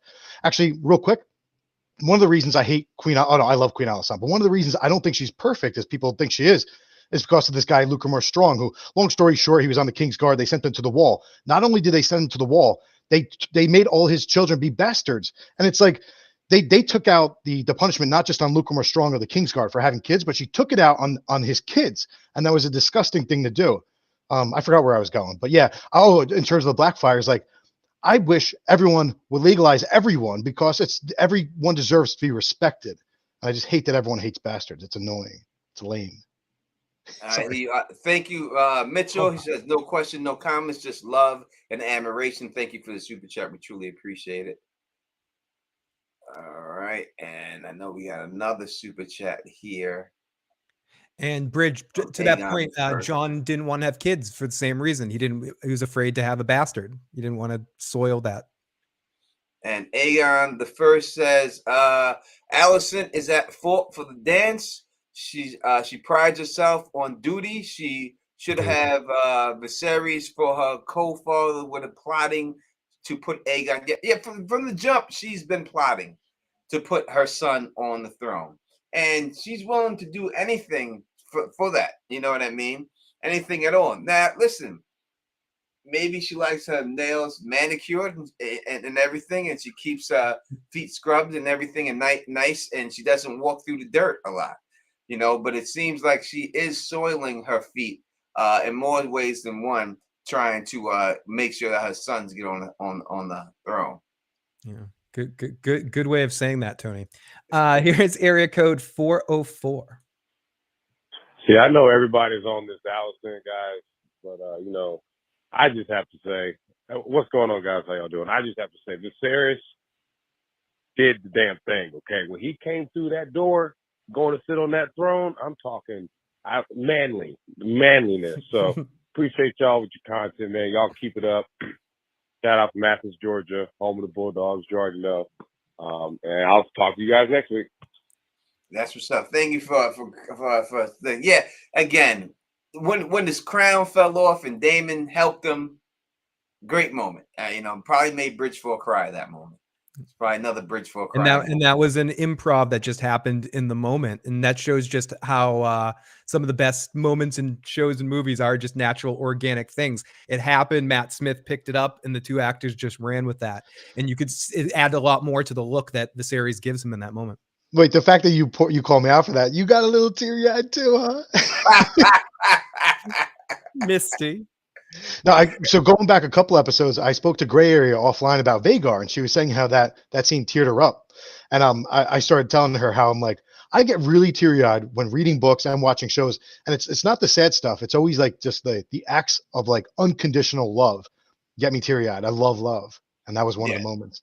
I agree that get the things that make me cry, and I cry only on certain movies can make me cry, but it's never sadness that makes me cry. It's always happiness that makes me cry. Like one thing that I cry every time I see the movie, no matter what, is The Color Purple.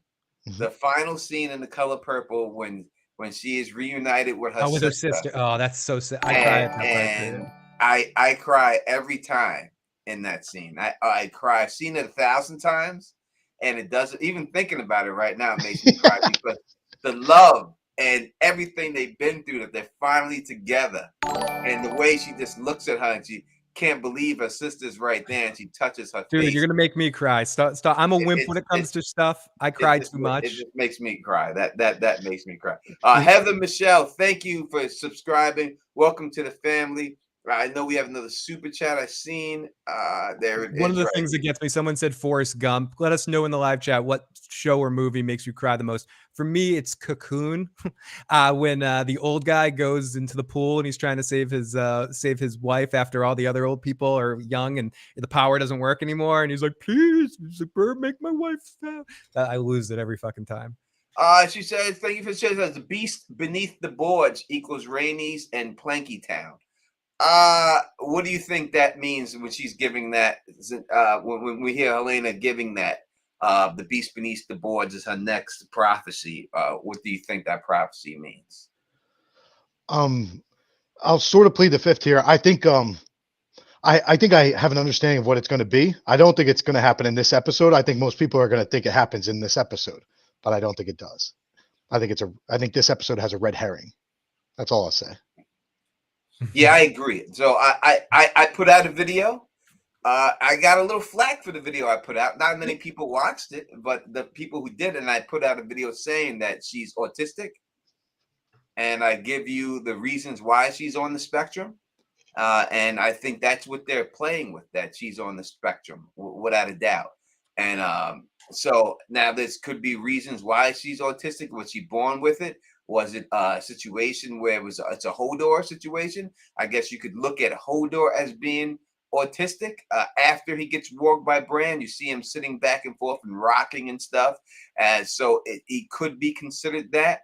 That would be more of a forced thing, but I do believe that she most likely was born being autistic and on the spectrum, and that is and we see that from out the shows. And if you watch my video, I go into details of why I believe that and stuff. But yeah, I think I understand. I'm not going to say what it is. I do believe I know what it is, but I don't want to give away a major thing in the show and spoil it. Yeah, same. People in the live chat talking about the crying moments. We got a bunch of Wilsons. Tom. There's a bunch of Tom Hanks movies I cry at: Forrest Gump, Philadelphia, and Castaway when he loses that goddamn fucking volleyball. I've never been so invested in a damn volleyball in a movie. But I also laugh because he does it in that funny Tom Hanks voice. Wilson, Wilson. It's kind of funny too. But there's a lot of good people said Casablanca, Color Purple, more Alvin and the Chipmunk for a different reason. Lots of stuff. Some people cry at game shows. Someone else said Lost. But this is an area code from I don't know. I don't even know. Let me play this one. Yo, what is up? It's your boy Brad Falauda coming to you from Falauda. And I'm just wondering, let's take a poll. Who do we think the floozy Rhaenyra is going to sleep with next? Who is the floozy Rhaenyra? Is she a floozy? I don't think we can call Rhaenyra a floozy because she's only been with one dude.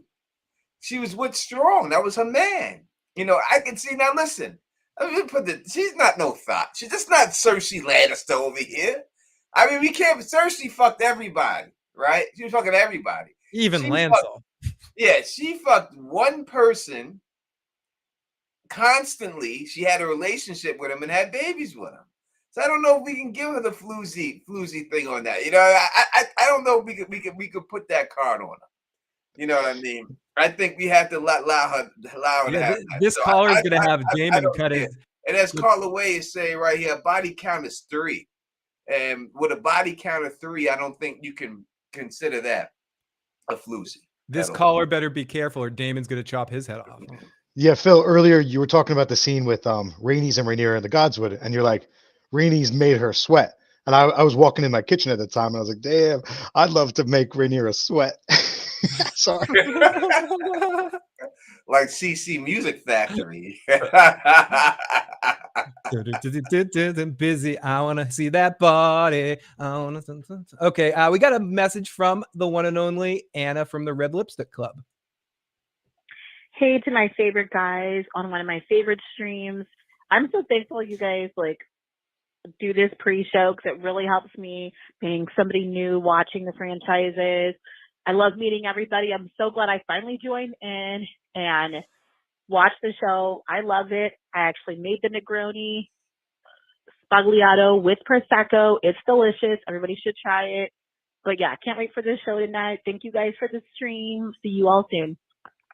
Thank you, Anna. Thank you so much. I truly appreciate you appreciating what we do here and help. I'm glad that it helps you and sets you up. And we try to explain things that maybe people who haven't read the books can understand things a little bit better. And that's what we do here. We try to give you everything we can. And as for a man Fernandez T, I'm not watching the Yankees game. I'm disgusted with the Yankees right now, so I'm not watching. If they make it to the next round, then I'll watch them. But besides that, I'm so disgusted with them that I'm not watching the Yankees. I'm disgusted with them. Shouldn't even be in the situation that we're in. So if they make it to the next round, then I will. But if not, then I'm not watching them. I'm not watching them at all. Disgusting. And here we go. This is area code 347. We got a bunch more voicemails, and I will get to these texts too. We'll get to as many calls and text as we can in the next 25 minutes. This is area code 347. What up, guys? This is your boy Sneaker D, and this Raven is coming straight from Brooklyn. And from reading the book, I was definitely Team Black, but from watching the show, really I became Team Green. Now, when it comes to basic morals, Rhaenyra is definitely a better person than Alicent is. When we're talking about someone that's going to serve the kingdom and the people of the kingdom, Alicent from day one has always made the sacrifices for the betterment of the kingdom. Rhaenyra is a spoiled rich girl who's always just done what was best for herself. Super evident with young Rhaenyra when Daemon took her into the town, and she was kind of like, yo, who cares what the people think? They have to do what I say anyway. And her actions the whole way through has shown that, like, I get it. Laenor was gay, and they couldn't conceive a child, but she could have found a better side dude than a white guy with dark hair. Like, she didn't even think of the outcomes of what is it going to mean when this child is born, not looking the least bit like someone of the blood of Valeria. She never thought about that because it's always what's best for her.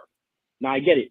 She let Laenor go off and be happy, but she didn't think how this would impact his family at pretty much what was the funeral for their daughter, just to fake the death of their son because she wanted to be with Daemon. She's kind of selfish. Now, Aegon, I think he's the second, I'm not sure exactly. He definitely cannot be king. But I gotta say, the Hightowers have a better structure for the overall betterment of the kingdom than Rhaenyra and Daemon do. That's just my honest opinion. What do you guys think of the call? Yeah, I got a lot to say to this real quick. But first, I appreciate the call. Thank you so much. And make sure you call back. Number one, I would have to say this. As for could she have not found a better guy than a white guy to have babies, people gonna know. You're talking about a person that's not black. You're talking about a half black, half white person. When a half black, half white person has a child with a white person, it's hard to see black features in that child.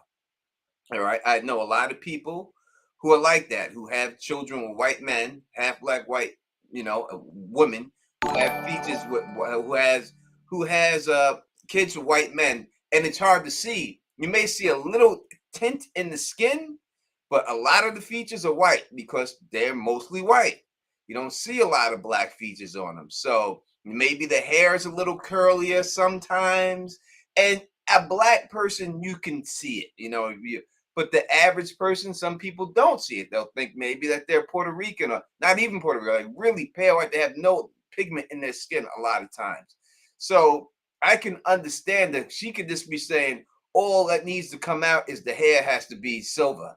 And they're going to say that it's their kid. That's all I need is silver hair. Because when you see them have the kids with Daemon and he brought it to the king, the difference in those kids was just the silver hair. That was it. That's the only difference. If those kids' hair came out silver and she could think, hey, it's a 50-50 shot that the hair's going to come out silver.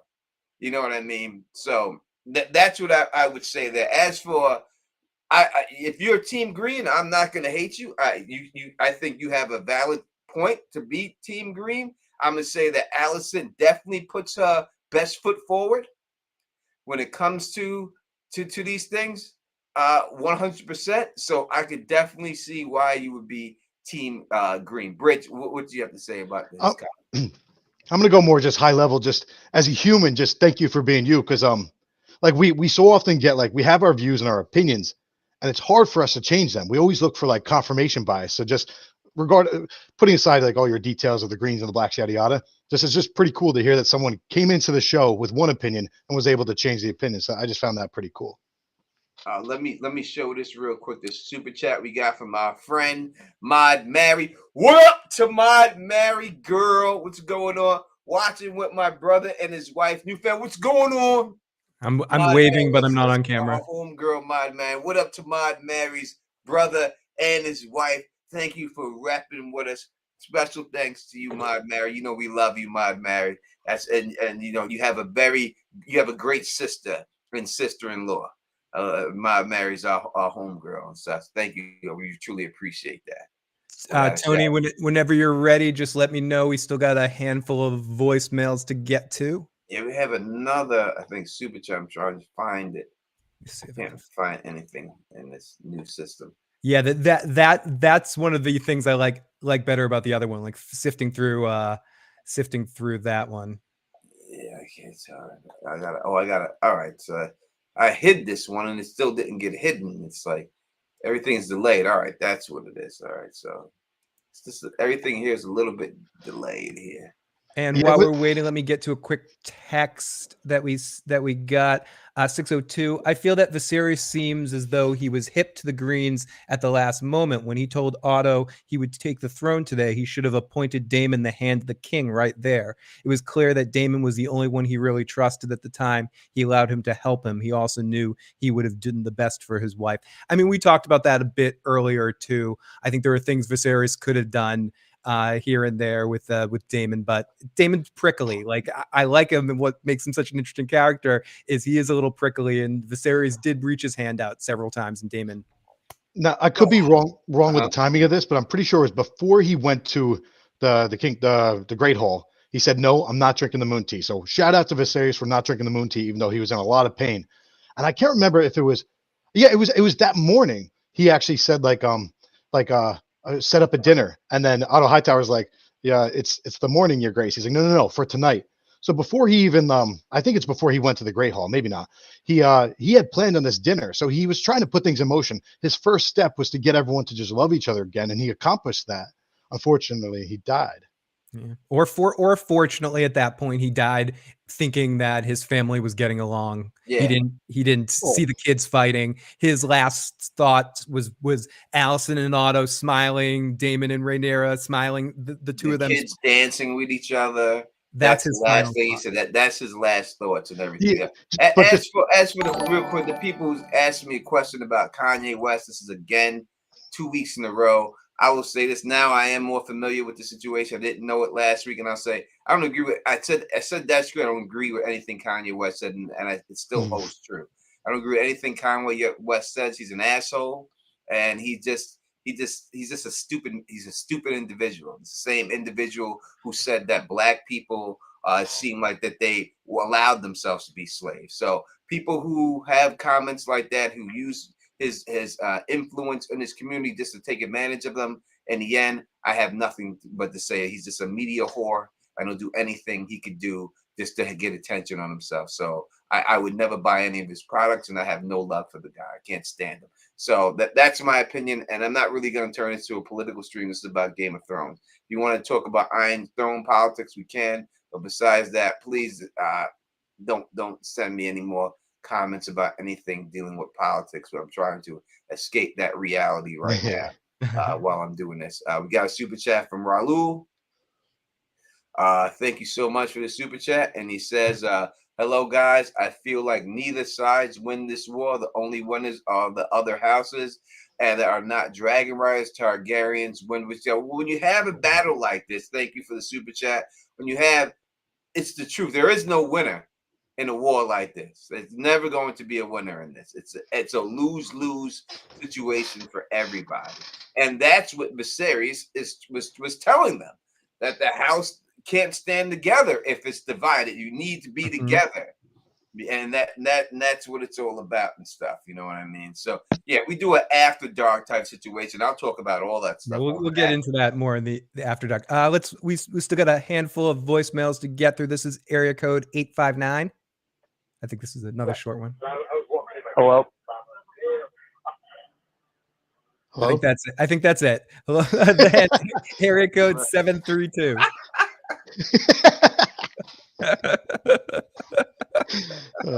Sorry. All hail the Greens, the High Towers. The High Towers must rule us all. Those dragons are going to be the end of us. What was that? That was very Halloweenish, spooky. It was definitely a Halloween situation. All hail the Greens, the High Towers. The High Towers must rule us all. Those dragons are going to be. You're muted, Phil. Hey guys, just checking in.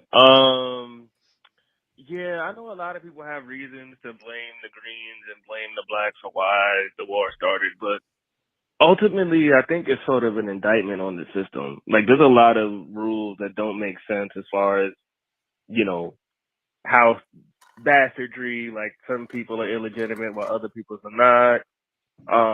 Women can't rule this, that, and the third. Like, people's roles are predefined, and if they go outside of that or whatever the case is, it could cause a lot of problems. We see that with obviously with Rhaenyra, or whatever the case is. But yeah, I think it's the story is more of an indictment of the system than it is. He said, she said, they did this, they did that. I think a system like this creates problems like this. So. I mean, I agree that the system of the king rule and everything is terrible. It's not a good system. It's not a democracy, right? So I do agree with that, but it's more than that. I mean, when you have a king who's whatever he says happens, his rule is final. He could just cut you, kill you for whatever reason he wants. I mean, we've seen in this episode that this Aegon's raping women and is allowed to get away with it constantly. It's not like he's done this. Like, this woman knew that she's eyewitness there, thinking he wasn't in there. Yeah, she was serving food or cleaning up. I forget exactly what it was, and he just snuck up behind her. And he just snuck up behind her, threw it down, and did his thing. Like, he should be in the black cells. Like, yeah, for raping somebody like that, But this is the thing. She gets the moon tea, and I know people saying, "Oh, Allison killed." He didn't kill her. She gave her moon tea to make sure she wasn't pregnant. She didn't kill her. I was just about to spoil something, but I'm gonna keep my mouth shut. It's true. Yeah, I think it was the moon tea because she's trying to keep down on bastards. The director supposedly came out and said that it was moon tea. With that said, I think she killed her. I thought in the moment, Bridge, I'm more with you. Like, I was like, oh, Allison killed her. Like, the look she gives on her face, like, and she adds the extra stuff and the way she feels bad, but the director's Tony's right, and the director came out. She just gave her the moon tea. Someone said moon tea can kill somebody. Well, listen. So can aspirin. Orange juice can kill somebody. So can allergic to it. I have a canker sore. It's gonna kill me. Anything can kill somebody. My cousin David is like 265, like big built dude, like crazy dude. You crack a walnut in the same room as him, his throat will close and he will die. He was gonna kick my butt when I was younger because I was a wise ass, and I carried around like a nutcracker with walnuts all day. And I'm like, you come near me, I'm cracking this damn nut, motherfucker. Survival. This dude is huge. He was huge. He was angry at me. Anyways, here we go. Yeah, hey guys. Blake here from Cincinnati. Just wondering what you guys think, if there will be a big ending, penultimate ending as there's been in past Game of Thrones episodes like Battle of the Bastards and Battle of Blackwater Bay and so forth. What do you guys think will happen tonight, and how it will lead up to the finale?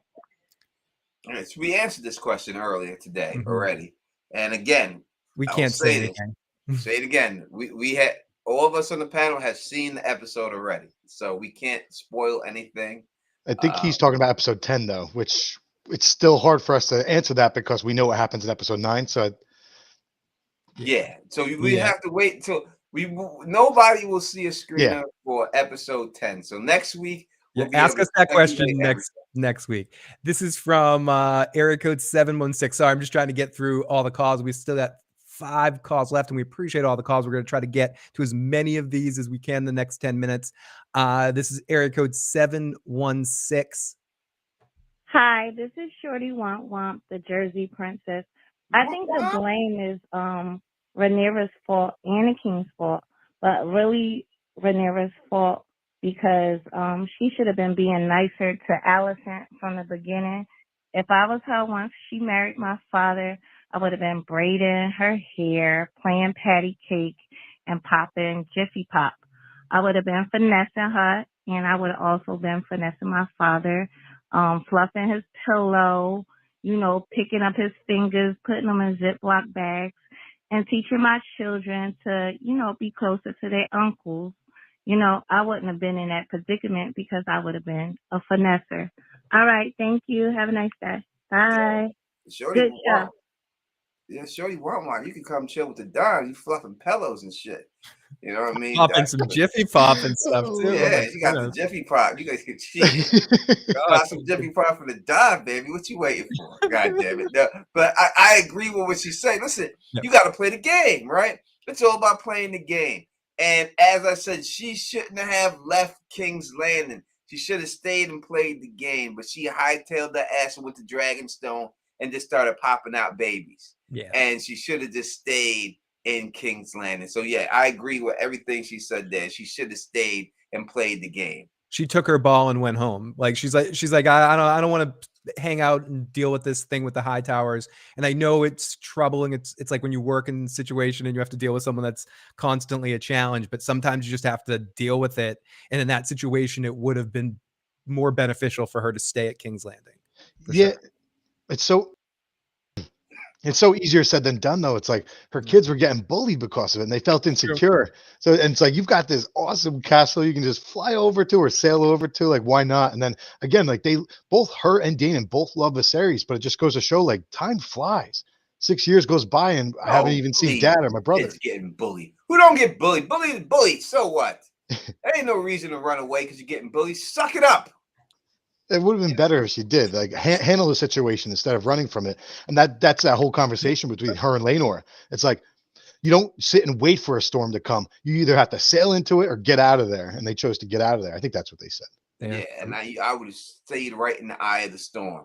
And that's it. You stay up in that piece, you know what I mean, and get that shit popping. That's just the way you run that. So I don't think that she bailed and she shouldn't have. And that's just what it is, man. You should have stayed her ass where she was at and everything else. Area code 931. Hello, this is Melissa from Nashville, Tennessee. Can you turn it up a little bit? I can't hear it. Obvious that Damon and I think so. Rhaenyra I think it's a shared phone glance connection right issue. before Rhaenyra started arguing with Damon about the succession of her son into Driftmark as the Lord of the Tides. I believe that she and Damon had actually planned to get Damon angered to stoke this whole outburst that he did so that they could use Dark Sister, kill him, and make it a point that if anyone was going to go against their succession, they would know what would happen. What do you think on that? Do you think I'm not sure if it was a plan, my opinion, I don't know if it was a full plan, but Damon definitely egged him on at a certain point and he was ready to chop off his head. Once he was he was like, I don't care if I fought by your side, I might like you, but you say one more, say it. He gave him the Sam Kinison from Back to School. He was like, say it. I mean, he only said it once, but it was with all the intensity of Sam Kinison in that scene with that one say it. So I'm not sure if they went in with that plan, but I think they took advantage of the situation once Viserys walked into the room. I think Damon did. Yeah, Damon did. I don't think she had anything to do. I think Damon was like, yo, listen, now you see what I'm willing to do to you. You know what I mean? What I'm willing to, I'll do this to anybody and get away with it. On top of it. And go to dinner right afterwards. Yeah, chop his head off and go to dinner. I guess it depends on the timing. I think the question sort of seemed to be like plotting in advance. If you're talking about the actual situation within the Great Hall, yeah, he totally egged him on by saying that. But if we go back further to Dragonstone, when they received news, they were surprised. And Damon even said, like, what does it matter? Like, Viserys has got this. And then Rhaenyra pointed out, like, no, he's sick. It's the Hightowers running the show in I think she said my father's name or something like that. So at that time, it sort of speaks to the fact that they probably had like 6 years of love where they're just so oblivious because they're just living life on Dragonstone with their dragons and their kids, just having a good time. They lost track of time. Yeah, it's true. Them dragons got that womp, man. They got that wop in there. Here, Caraxie's like, that's it. He's just holding it down right there. This is an interesting question from area code 416. Let's get into this one. Hi, my name is Margaret, and I have a question. What do you think is Alicent's main motivations for wanting her son Aegon to be king? Do you think it is a genuine fear that her children's lives are at stake if she doesn't? Is it because she believes sincerely alone that the prophecy that the king said was for Aegon? Or do you think that it is her own desire for power or her disagreements with Rhaenyra? And then also, do you think that she would have still pursued putting Aegon on the throne if it weren't for her hearing what she thought her husband was meaning to say before he died? So that's my question. I mean, she was trying to do it before he said Yeah, that. she said she'd be a good princess. So as for what the motivation is, I think it's Otto. I think it's 100% Otto, like program that into her to a certain extent. She can't look at Aegon and think he'd be a good king. And with what she knows of Rhaenyra, what she knows of this little turd monkey, she can't think that he'd be a better king than her. And I know it's justice, but maybe it's part of that. Maybe she's trying to do what she considers right, but I don't know. Bridge? Let me say Elizabeth Natal, thank you for subscribing. Welcome to the family. Christina the Sphinx, thank you for the super chat. I see you here. I know that you contacted me, Christina, in privately on Facebook, and I'm sorry that I didn't respond, but I got banned from Facebook, so I wasn't able to respond, and that's the reason why I didn't respond to you. So thank you for the super chat, and says hello, great combos, guys, keep it up. I miss you. We miss you too. Obviously, you're always allowed to come on this stream. I did not ignore you. I'm telling you what happened. You guys are starting already. I got blocked. I got banned on Facebook for like almost 7 days. I can verify that. Do you know why I got banned? I got banned because I Were set you poking too many girls? That's what I used to do. no, Poke. no, poke. Grace, wasn't that. I set the stream up. And then it said for me setting up the stream, I violated community standards just for setting it up. Yeah. And that's why they banned me. That doesn't make any sense. I'm telling you what happened. All I did was that's why I don't do it right now. So if you go on Facebook, you don't see it on there anymore. But I set the stream up, and for whatever reason I did, and it said that I violated community standards, and I wasn't able to do it. Yeah, I missed the poke button too, Mass View. That's I think you can I think you can find it, but it's buried I used somewhere. to poke all the chicks to let them know that I liked them. That's how I let them know I liked them. I left Facebook because that's all it was good for. I just like poking the girls and then trying to see them at parties. Poke disappeared. I think this will be our last call of the night. Yeah, this will be the last one. We got to go because we want to let y'all get ready to watch the episode. This is area code 916. Oh, sorry. 916 again. I My know that area comment code. this time is about Corliss's brother, Vermon. I think I'm pronouncing that right. Anyway, in his speech, he first had me when he was talking about how no one was focused on the Valerian house and that the house would disappear. Why do I feel like I'm on acid when I hear her voice? It's just I like just love. I'm sorry. I didn't mean to pause it, but like I'm just like she could just read to me. I'm rewinding it a little bit because I just want to get lost again. She could just read to me. I would just love her to read to me. Yeah, can you just every read us night. something? Anyways, here we go. In his speech, he first had me when he was talking about how no one was focused on the Valerian house and that the house would disappear. What do you think about those comments? I know everybody thinks that he was out for himself, but was he really? Interested in your thoughts. Thank you again. No, he's 100% right to do what he did. Yes, he's right that the bloodline, they are bastards, and if blood is what's important to him, then yes, that's true. But was he just doing it for himself? Most likely, I think it's both. I think he's using that for his advantage, but he definitely has a point on it, right? So I guess when they say with every lie, there's some truth to it. So it's a situation like that. Yes, they're bastards. Yes, he cares about the lie. I mean, you heard him say it at the funeral. He said it. He brought it up. So this bothers him. He looks and knows these kids are not his blood. So definitely, but he just didn't read the room properly, and he didn't go about it correctly. You cannot tell the king, you can't tell me what to do with my family. Well, he can. That's the king's job. That he's the king. This is the way you live, and this is what it is. So you got to read the room when it's all said and done. He didn't read the room, but he definitely was in the right in saying what he was saying, but he just went about it the wrong way. What do you guys think? So let's say hypothetically that like Rhaenyra and Laenor had adopted kids, right? The adopted kids aren't their blood, but they look at them as their children. Like he had the opportunity to look at these boys as his nephews. Again, they're just children. They're innocent in this. And he chose not to. He chose not to love them and embrace them as family. Now, his one out would be like if Lenore was pissed that he got cuckolded or something like that. But Lenore never complained once. So in my eyes, Vayman is completely out of line because this is a happy family. They are his family, and he just chose not to love them.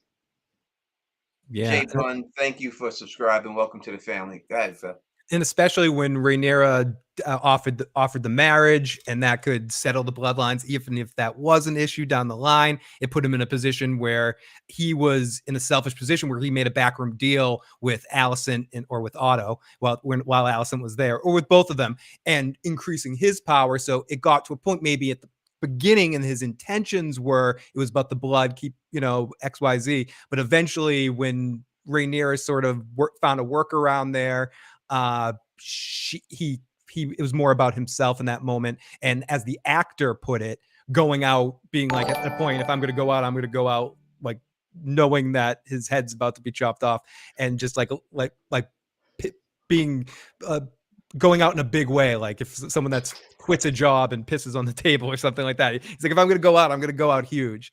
So, but I think the most important thing is it's what Corlys wants. And what he wanted was Luke to be the heir. And he knew that. Jackie C said that in the chat, and she's right. And Rhaenys knows that. And that's what really matters. He's still alive.